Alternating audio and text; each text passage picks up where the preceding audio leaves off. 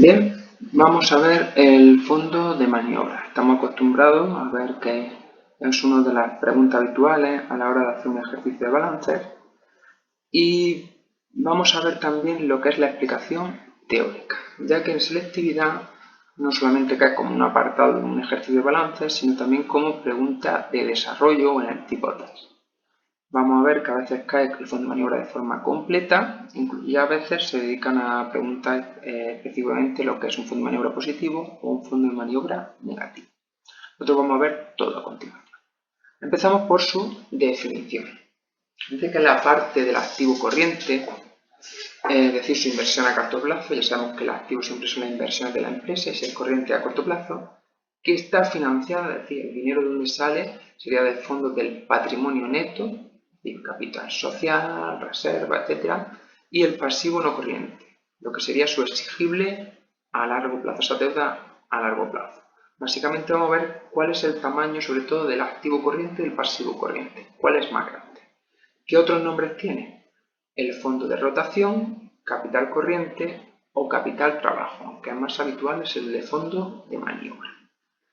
La forma o las fórmulas de cálculo, la más habitual, el activo corriente menos el pasivo corriente, y la otra forma sería patrimonio neto más pasivo no corriente, y le quitaríamos el activo no corriente.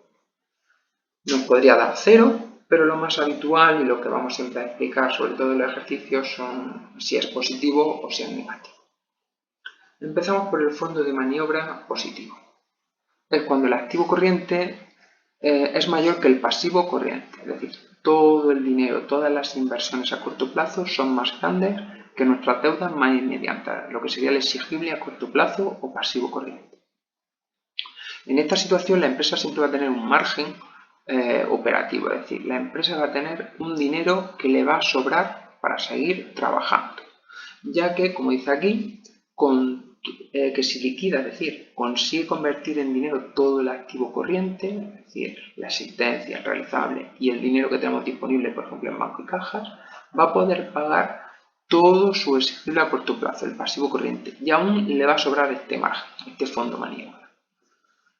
¿Cuál es la cifra ideal? Pues realmente no se podría decir de forma general cuál sería el mejor fondo de maniobra, porque va a depender de cada empresa y sobre todo de cada sector. Es decir, no va a ser el mismo fondo de maniobra para una farmacéutica, para una empresa automovilística o, por ejemplo, para un hipermercado. Digo lo del hipermercado porque después lo vamos a resaltar cuando veamos el fondo de maniobra negativo.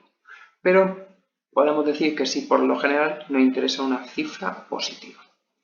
Esto lo podemos ver bien en su representación gráfica. Aquí vemos un activo corriente que prácticamente es el doble que el pasivo corriente. Y esto quiere decir eso. Aquí tendríamos nuestra existencia, nuestro realizable y nuestro disponible. Pues simplemente cogiendo el dinero que tengamos en el disponible, lo que tengamos en parte, a lo mejor simplemente una parte de lo que tenemos en el realizable, una deuda de un cliente que nos paga, etc., podríamos pagar nuestras deudas a corto plazo. Y aún así todavía nos sobraría aquí parte de estos elementos para en un futuro hacernos cargo de esas deudas a largo plazo y mientras además iríamos generando más dinero. Por tanto, aquí la empresa, hemos dicho aquí, este sería el margen que nos quedaría. Fondo de maniobra negativo, la situación contraria. Aquí el activo corriente es menor que el pasivo corriente, es decir, las deudas son mayores, las deudas a corto plazo son mayores que el activo corriente. Y por tanto no va a estar asegurado el funcionamiento a corto plazo de la empresa. Si especificamos un poco más, dice que es una parte de las inversiones a largo plazo, lo que llamamos activo no corriente, que están financiadas con el exigible a corto plazo, con esas deudas a corto plazo. Y por tanto, es el problema, va a provocar que la empresa tenga problemas para pagar las deudas y va a estar cerca de la suspensión de pagos. No vamos a poder pagar nuestras deudas más inmediatas, en lo que se llama un problema de liquidez a corto plazo. ¿Qué empresas pueden sobrevivir con un fondo de maniobra negativo? Pues, por ejemplo, como hemos comentado anteriormente, ya nos hemos adelantado un poco, los hipermercados. Son este tipo de empresas un ejemplo de fondo de maniobra negativo que no produce, digamos, ningún problema a la empresa. ¿Por qué? Porque los hipermercados normalmente cuando compran a sus proveedores las mercaderías o los productos que van a vender, siempre le van a pagar a un plazo mucho mayor que al que ellos cobran a sus clientes. Y por tanto les da igual tener un poco ese fondo de maniobra negativo porque van a ir cobrando a esos clientes antes de lo que tienen que pagar en sus deudas a corto plazo. Aquí vemos esa representación gráfica del fondo de maniobra negativo.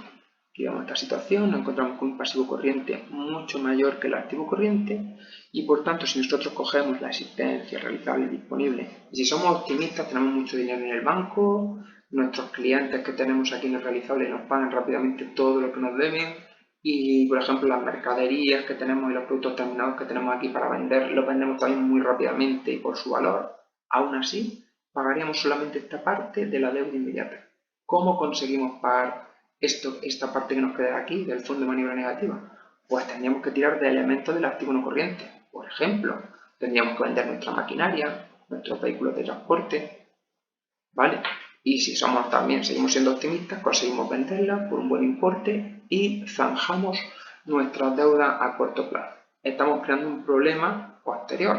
Si hemos vendido nuestra maquinaria, hemos vendido, por ejemplo, nuestro elemento de transporte, ¿cómo va a seguir trabajando la empresa? No podemos seguir generando dinero. Por tanto, es un problema que obtener este fondo de maniobra negativo. Por tanto, podríamos decir en resumen, siempre en principio vamos a buscar tener ese fondo de maniobra positivo que nos permita no entrar en suspensión de pagos, aunque hemos visto que hay el ejemplo de los hipermercados que podrían trabajar con ese fondo de maniobra negativo.